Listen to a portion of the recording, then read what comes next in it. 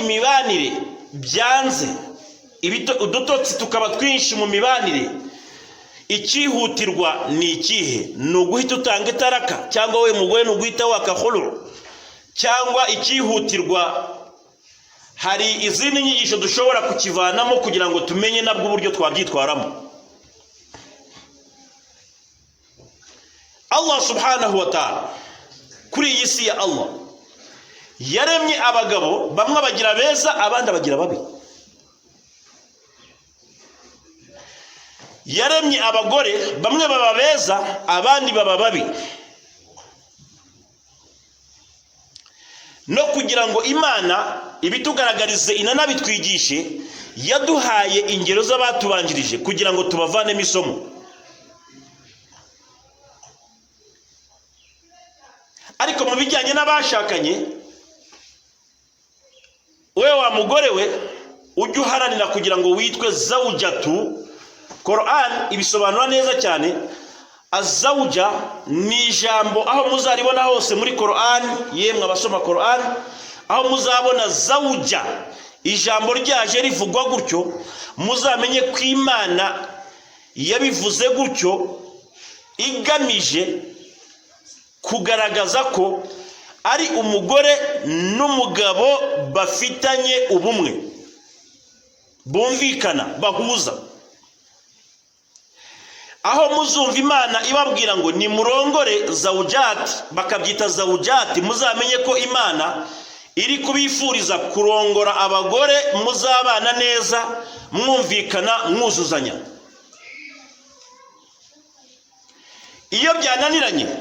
Iyo byananiranye kuba bana mu rugo, bikaba ngombwa yuko umugore ananira umugabo cyangwa umugabo ananira umugore, Imana muri Quran irabihindura. Ntabwo isigara kwita zawja cyangwa zawju. Zawju ni umugore, zawju ni umugabo, zawjatu ni umugore. Imana ihita ibihindura, ihita ibona yuko mutakibanye neza, mutakiri kumwe, mutacyuzuzanya, ikava ku rwego rwo kukwita zawju cyangwa zawja ikakwita imraatu, uri umugore. Umugore yitwa umugore kabone nubwo yaba atari uwawe, yitwa umugore. Ariko uwawe arenze kwitwa umugore akitwa zawjatu. Zawjatu ni umugore wawe, ariko wa wundi wo ku mutima, wa wundi mwuzuzanya, wa wundi mukundana, wa wundi wubaha Uwiteka Allah subhanahu wa ta'ala. Akankashyizemo kugira ngo babashe gusoma Quran, bazajya batandukanya aya bazajya basomamo zawjatu naho bazasoma imraatu. Imraatu Imana ibyita umugore utuzuzanya n'umugabo we, cyangwa se imraatu Imana ikabyita umugore wagize ibyago byo kuba afite umugabo utamuri hafi, aba yitwa imraatu.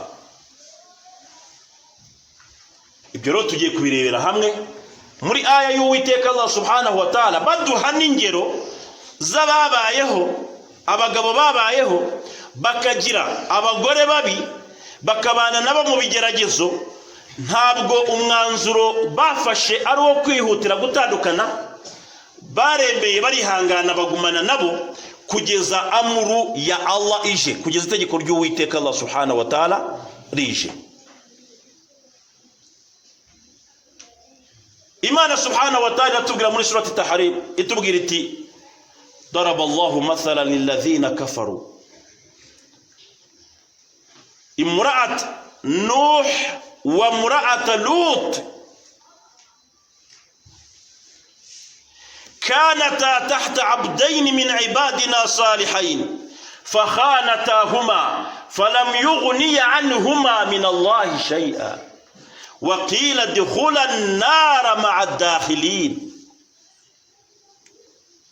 Allah aratubwira ati birahagije mwabagabo mwe, birahagije mwabagore mwe kumenya yuko daraba Allahu mathalan, Imana yabahaye ingero, yabahaye ingero z'abababanjirije mu bagabo bashatse nabi, yabahaye ingero z'ababanjirije mu bagore bashatse nabi, ariko uko babyitwayemo namwe niko musabwa kugira ngo mubyitwaremo. Daraballahu mathalan, yabahaye ingero. Izi ngero yaduhaye ni izihe? Allah subhanahu wa ta'ala aratubwira ngo ingero yaduhaye ni imura'ata Nuh, umugore wa Nuh cyangwa Nowa, intumwa y'Imana yizewe n'Uwiteka Allah subhanahu wa ta'ala, akamuha ubutumwa kugira ngo azayobora abantu, ariko hamwe nuko yari intumwa yashatse nabi. Yagize umugore w'ikibazo, yagize umugore wa mutihani, ari intumwa y'Imana, imura'ata Nuh. Uwo ni umugore Imana yabahayeho urugero wananiranye, ananira umugore we, akora khiyana, akora ubwangizi, ari munsi ya abdayni salihayni, y'abagaragu. Abo bagore uko ari babiri tugiye kuganira bari munsi y'abagabo beza, abagaragu beza ba Allah subhanahu wa ta'ala, bakiyongera ko bari intumwa. Mura'ata Nuh, umugore wa Nuh. Wa mura'ata Lut, n'umugore wa Lut. Lut nawe yari intumwa y'Imana subhanahu wa ta'ala, ariko ahura n'ikibazo cyo gushaka umugore unyuranya nawe muri byose. Aba bagore uko ari babiri babaye abagore babi paka Imana bavuga muri Qur'an. Aba bagore uko ari babiri bitwaye nabi, banga kubaha abagabo babo, kandi abagabo babo ari intumwa z'Uwiteka Allah subhanahu wa ta'ala.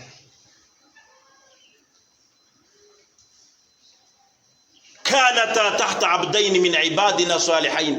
Aba bagore bari barashatswe n'abagaragu beza b'Uwiteka, abagabo beza batinya Imana. Fakhanatahuma, byageze ubwo bakoze khiyana, byageze ubwo banze gukunda abagabo babo, banga kububaha, barabagambanira, barabatuka.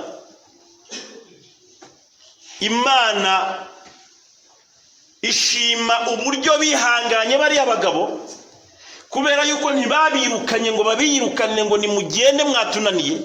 Barakomeje bararwaza, bigeze ubwo Imana iciteka iravuga ngo waqila dukhula an-nar ma'a dakhilin, mwabagore mwe kubera ukuntu mwatoteje bano bagabo bakihangana, muzinjira mu muriro wa jahannama. Abagore basezeranyijwe kwinjira mu muriro wa jahannama batari banapfa. Muzinjira, waqila dukhula an-nar ma'a dakhilin, muzinjira mu muriro wa jahannam. Aba bagore babaye ikibazo, ariko abagabo babo ntago bahise bihutira gufata imyanzuro nka ya yindi dufata. Ntabwo byabaye ngombwa yuko ingo zisenyuka, barakomeje bararwaza, bagira subira. Bya bindi twize ubushize tuvuga tuti intumwa y'Imana Muhammad sallallahu alaihi wasallam yatwigishije tubwira ngo ma min rajulin, wa mugabo muzabona uzagira subira lizawjati, kubera umugore we akagira iyo subira, Mwenyezi Mungu subhanahu wa ta'ala azamubara nk'abariya bose turi kuvuga.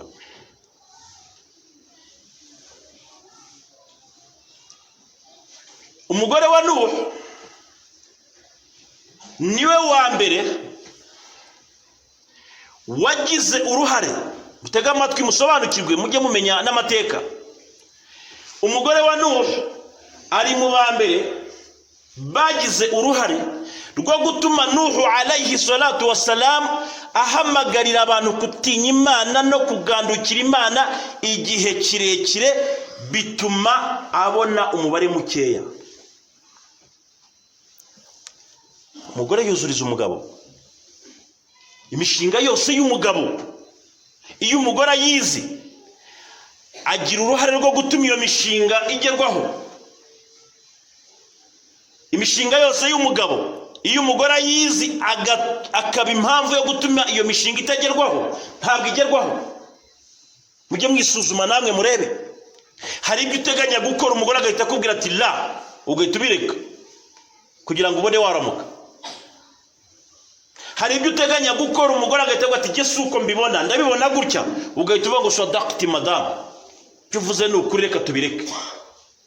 umugore agira uruhare mu gutuma ibyo ushyize imbere bigerayo.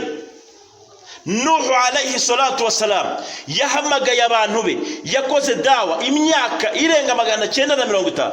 iyi myaka yahamagariraga abantu gutinya Uwiteka Allah subhanahu wa ta'ala, byagezaga naho abura amahoro mu rugo iwe.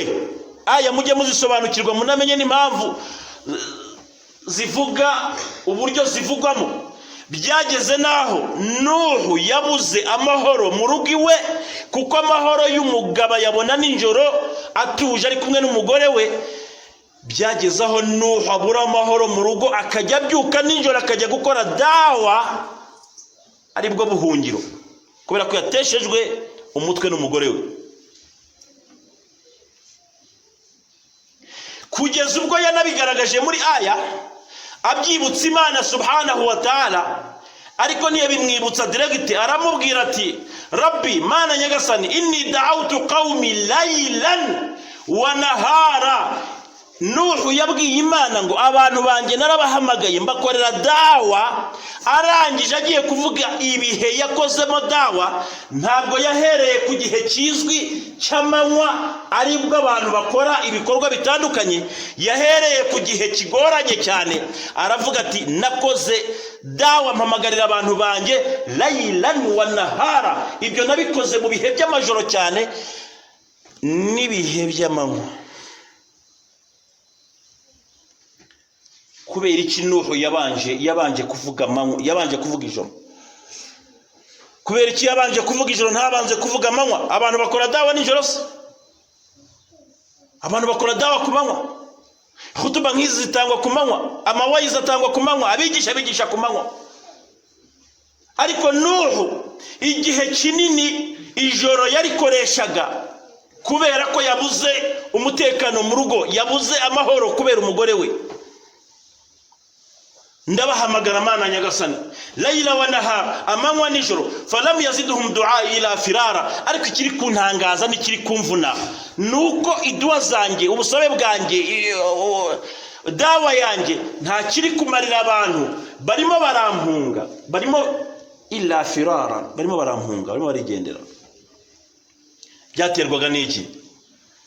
Impamvu nyamukuru yabiteraga, umugabo yajyaga gukora dawa akamenya aho yayikoze, yava y'umugore agahita ajyayo akababwira turiya mugabo n'umusazi, mujye mumuvaho kandi mujye mutinya ibyo abagore tuvuga, kubera yuko nitwe tubana nabo. Ndakubwiye ngo uriya mugore uriya mugabo wanjye n'umusazi, nimumwihorere nanjye mutunze kuriya. Allahu akbar. Uwo ni Nuhu alayhi salatu wassalam. Yajya handi yabwira abantu baza kwitabiriza ya Allah subhanahu wa ta'ala, umugore akabagiyeyo akababwira ati uriya mugabo muzarebe n'uburyo avuga n'agahinda. Buriya gahinda impamvu akavugana ni ibyamusabitse mu mutwe we, kuko Nuhu hari igihe yagendaga bitewe na stress, zazindi mwita stress zanyu, akagenda afite ibibazo yahuye nabyo mu rugo, akigisha abantu nyine ubona afite agahinda. Umugore akabifatiraho akaza akababwira ati kuriya mubona azabigisha kuriya nuko afite ibibazo byamusabitse nyine bijyanye n'ubusazi bwe. Umugore yatesheje Nuhu alayhi salatu wassalam, amutesa hehe mu rugo, amutesa no ku gasozi, kugeza aho Mwenyezi Mungu subhanahu wa ta'ala yaje gufata umwanzuro avuga ati uyu mugore nta kindi akwirutse naru jahannam, umuriro wa jahannam. Mucama cyo umugore wa Nuhu alayhi salatu wassalam, umugore witwaga Wali'a. Uyu Wali'a byagezeho abantu bamenya Wali'a muri icyo gihe, bakumva n'inama nziza zubaka nta wundi ugomba kuzibaha uretse Wali'a. Baba ari abagabo, baba ari abagore, iyo Wali'a yabageragaho ibyo babwiraga byose barabyakiraga. Uko nako nake tumeze hano muri iki gihe. Iyo umugore yabaye uw'amagambo, iyo umugore yabaye uwo gusenya, iyo umugore yabaye uwo guteranya, abantu bamuha umwanya kumwumva cyane kuruta wa wundi uzobabwira qala Allahu ta'ala. Uwo ni imra'at Nuh. Nowa ntago yamuhaye itaraka, Nowa ntago yihutiye kumwirukana, Nowa ntago yamukubise, Nowa ntago yamutoteje, yari hanganye. Allah subhanahu wa ta'ala katubwira ngo wa mura'ata Lut, umugore wa Lut. Uyu mugore wa Lut yitwaga Waliha. Bari bafite amazina ajya gusa nk'ayitira, umwe yitwaga Waliha, undi yitwa Waliha. Uyu mudamu wa Lut, Imana yishimira intumwa y'Imana Lut, nawe yabaye impamvu ikomeye cyane yo gutuma ubutumwa bwa Lut butagera ku bantu nk'uko bigomba kuhagera. Hari ikibazo muzi cyabayeho kujya cy'intumwa y'Imana Lut alayhi salatu wasalam, ikibazo kijyanye n'abagabo babonanaga n'abagabo bagenzi babo, abagore nabo bakabonana n'abagore bagenzi babo mu mibonano mpuzabitsina. Icyo kiri no mu byatumye Imana yoreka abantu bo kwa Lut. Ariko nabyo umugore we Waliha yabigizemo uruhare rukomeye cyane, aho nawe yabaye umunyamakuru wo kujya agenda aranga abasore beza, abarangira abandi basore ko bagomba kujya kubonana. Yabigizemo uruhare aho yabaye umukomisiyoneri wo kugenda aranga abakobwa beza bagomba kubonana n'abakobwa beza bagenzi babo. Yabigizemo uruhare kugeza ubwo Lut alayhi salatu wasalam yajyaga agira abashyitsi benshi batandukanye. Umugore bigeze ubwo apanga umupango wuko buri mugabo wese uzaza gusura Lut, Waliha yarasohokaga akagenda akabwira, yari yarakoze ikipe y'abantu b'ibisumizi tuba ariko tubita abantu b'abagome babi, akagenda akababwira ati mu rugo iwacu hari abasore beza, nimuze mubafatirane batarabacika. Hari abantu benshi basuraga Lut alayhi salatu wasalam, maze umugore we akabagambanira, akajya guhamagara ibyo bisore bikaza bikabafata ku ngufu.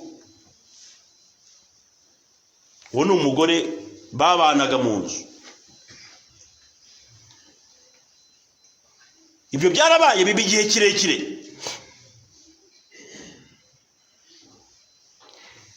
kugeza ubwo umukobwa wa Lut witwaga Raitha yabwiye se, aramubwira ati ya abati, data, nagira ngo uhindure imiterere yibwiriza butumwa ryawe, ndetse unahindura imiterere y'abantu bakugana. Aramubwira ati fa wallahi yewe Lut, nuramuka ukomeje kugira ubuntu bwo kwakira abashyitsi, niko uzagira ibyaha byinshi ku Mana, kuko bakorerwa ibibi iwawe. Nje nk'umwana wawe nkugiriye inama dawe yuko utazagira undi mushyitsi wongera kwakira hano iwawe.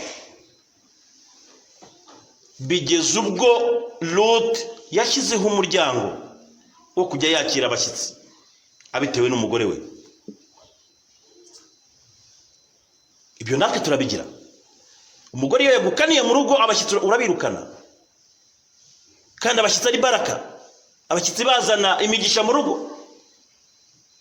Iyo umugore yabaye ikibazo mu rugo, abashyitsi urabasezerera. Ababaga iwawe urabirukana, kabone nubwo mwamufitanye isano.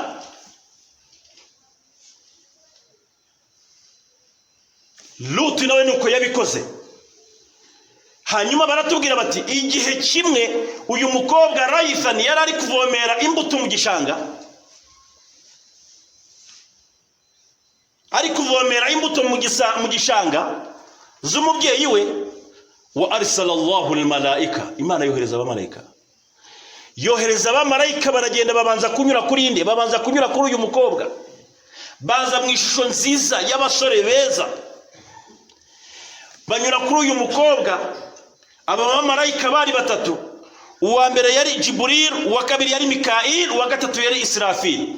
Aba bamarayika baraje baganiriza Rayitha baramubwira bati ya Rayitha, ese iso ukubyara ari hehe ko twifuzaga kumureba?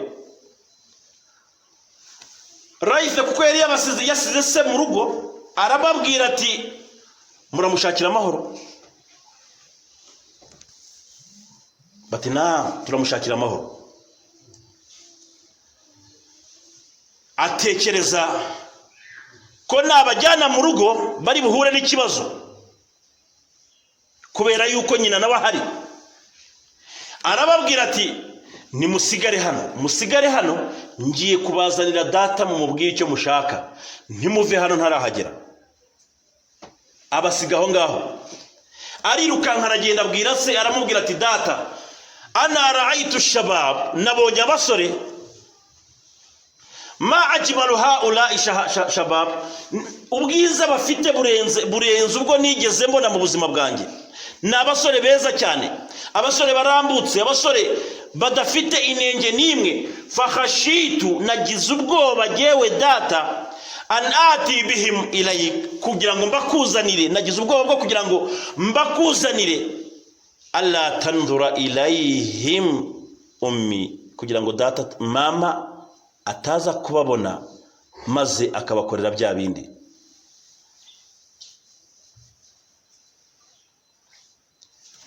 Lut alayhi salatu wassalam aramubwira ati bari hehe? Aramubwira ati bari hariya mu gishanga.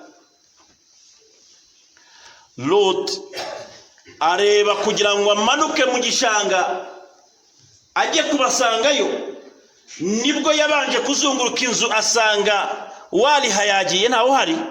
Abwira umukobwa ati bandemburize baze Waliha ntawe uhari. Baraza, abasore baraza, binjira ku ntumwa y'Imana Lut alayhi salatu wassalam.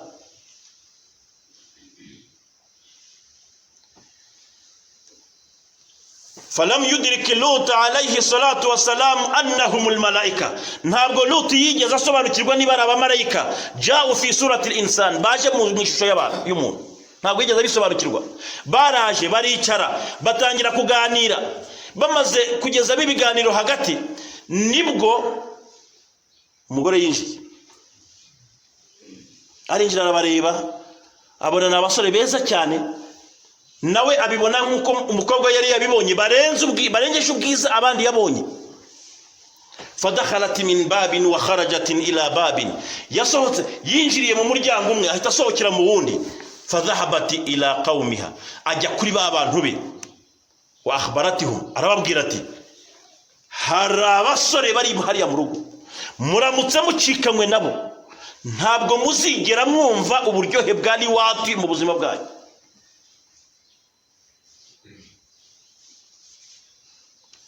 Abantu baraje bumvise umugore uko nababwiye, nabo bumva ukuntu yabatangariye, barahurura baza birukanka, bazunguruka inzu ya Lut alayhi salatu wassalam, barayigota, bakubita umuryango. Lut yumvise bakwisha umuryango, arabimenya, aravuga ati abo nta bandi ni babandi. Agira ubwoba bw'ukuntu abasore babandi batari banaganira byinshi bagiye guhura n'ibibazo. Arasohoka ahagarara ku muryango, arwana nabo, abasubizayo birananirana. Kubera yuko atari yamenye ko abo ngabo ari abamarayika, atangira gutabaza Mwenyezi Mungu subhanahu wa ta'ala.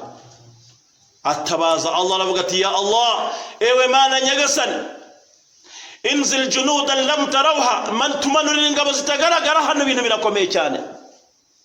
Haula almujrimuna alla yadurru haula shabab, tumanurira ingabo zitagaragara ziturwanira intambara ikomeye cyane. Aba bangizi bataza gukorera inabi aba basore, kandi ari abasore beza, ari abasore tutari twanamenya n'ikibazanye.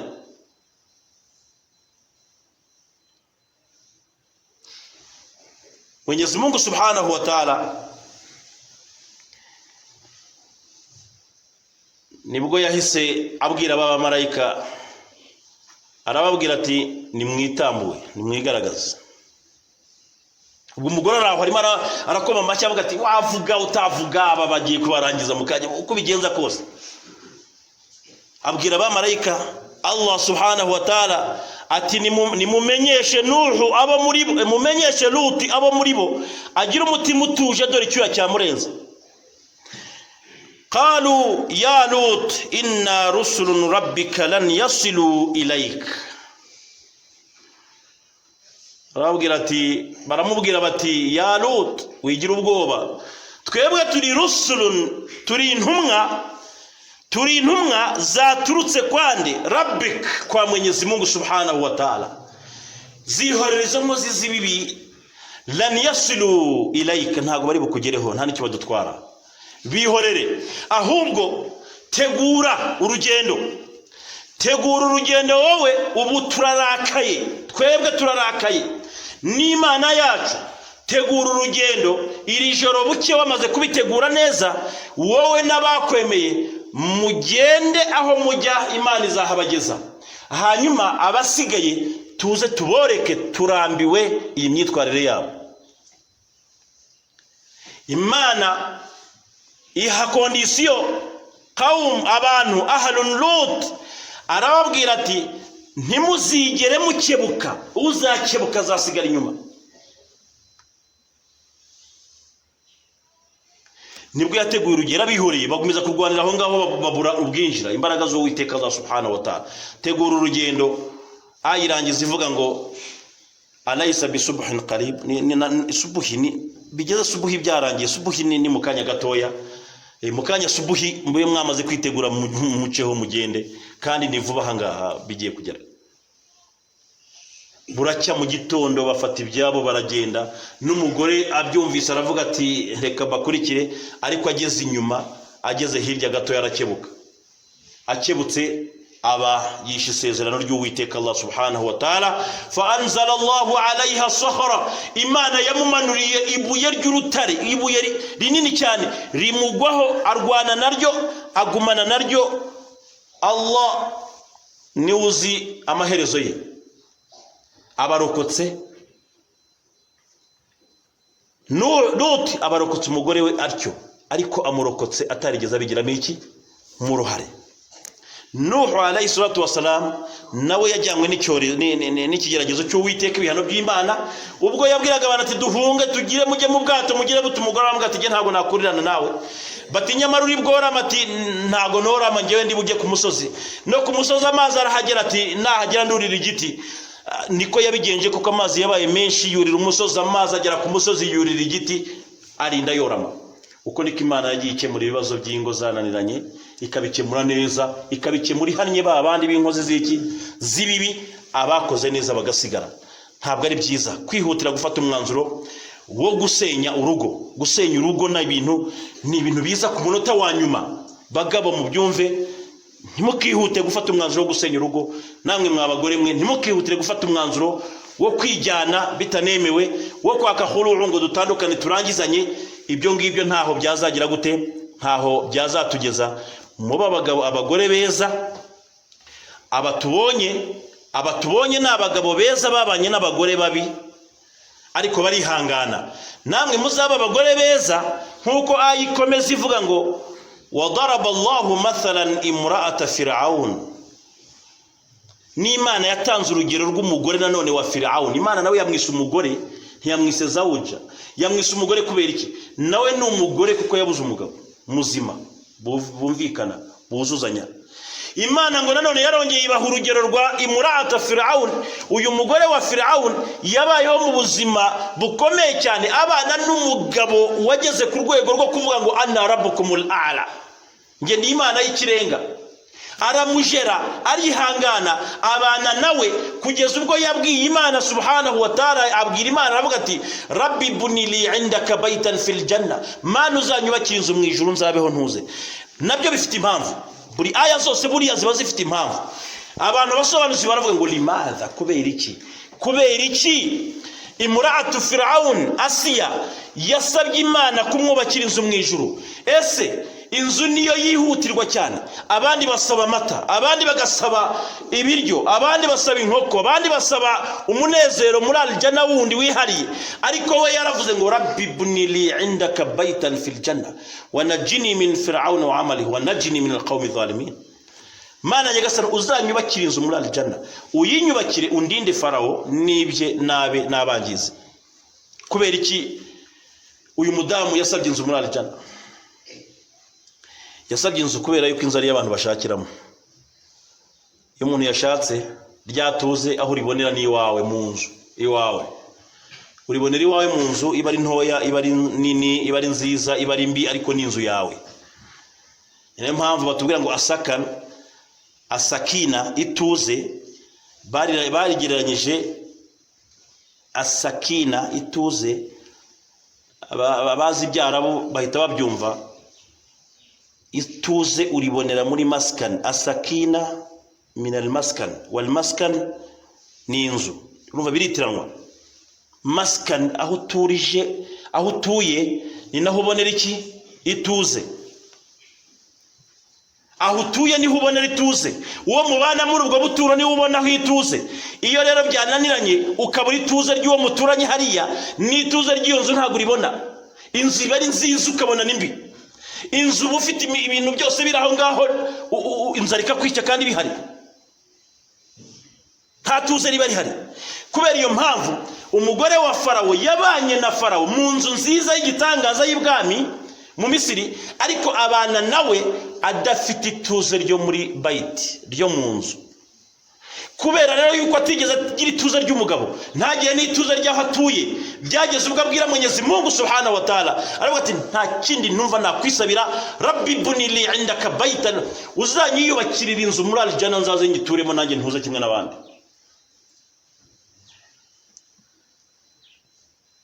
Yarihanganye nawe arihangana, ntabwo yafashe umwanzuro avuga ngo umugabo ngo yananiye, ngo umugabo ngo ngewe na reka nigendere, nka bya bindi by'abagore bacu hano bigendera kubera yuko ngo umugabo ngo hari uduco runaka ngo yagaragaje. Nge ntabwo namwihanganira, ndagiye. Sawa, umugabo wawe ntabwo yari yageza ku rwego rwa Farawo kugira ngo wowe ufate inzira ugende. Nawe umugore wawe ntabwo yari yageza ku rwego nk'urw'umugore wa Nuhu n'umugore wa Lut kugira ngo ufate umwanzuro wo kumwirukana. Mwihanganirane, mube mubanye kandi mubane musaba Imana izabafasha kugira ngo mugere heza muteganya insha Allah Ta'ala.